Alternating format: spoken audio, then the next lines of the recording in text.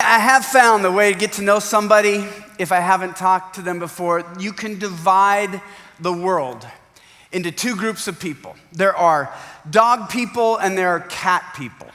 So up here in the great north, how many dog people do we have this morning? How many cat people who will publicly admit it? Okay. We have a few. Now, I've been a dog person my whole life. I just like dogs better because they're better. They just are. If somebody tells me they have a dozen dogs, my first thought is, oh, you have a kennel.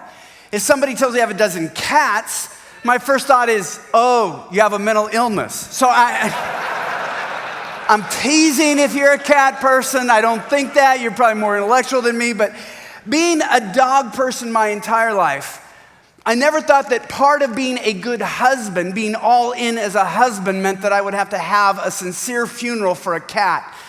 But it happened about 5 years into my marriage. My wife and I had just one child at the time, a toddler, had almost no money, rented this tiny little rundown house that had a shared driveway right next to another very rundown house. It was occupied by a single gal who lived there with her cat named Remington. And Remington would claim the whole property, as cats often do, and crawl over my car and all those things, loving things that cats like to do. And so one morning I had a lot of work to do, and I was getting out an early start, pulling up the shared driveway, but I saw Remington in the street, right in front of the shared driveway. He'd been hit overnight, a car, truck, something had gotten him. I thought, I can't just leave him here. So I parked my car, went to our neighbor's house as gently as I could, tried to explain what I had seen. She came running out. She sees Remington. She just starts crying on the spot. Well, that drew my wife and daughter's attention, so they came out. They saw Remington, and now they're both crying right there. So I'm practically crying, not between you and me that I cared much about one less cat in the world, but I'm just trying to be a thoughtful father and husband and friend to our neighbor. And they decided we had to have a funeral to send Remington out properly. And since I was going to seminary, I was chosen to officiate. So my first funeral, you can't make this up, my first funeral really was for a cat.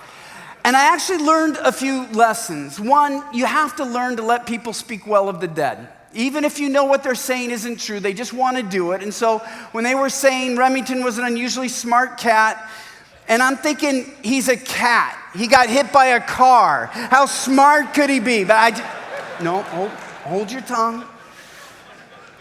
And so then we finally got him in the ground, and I felt with some degree of sensitivity I could go about my day. So my wife and daughter peel off into our house. The neighbor goes into hers.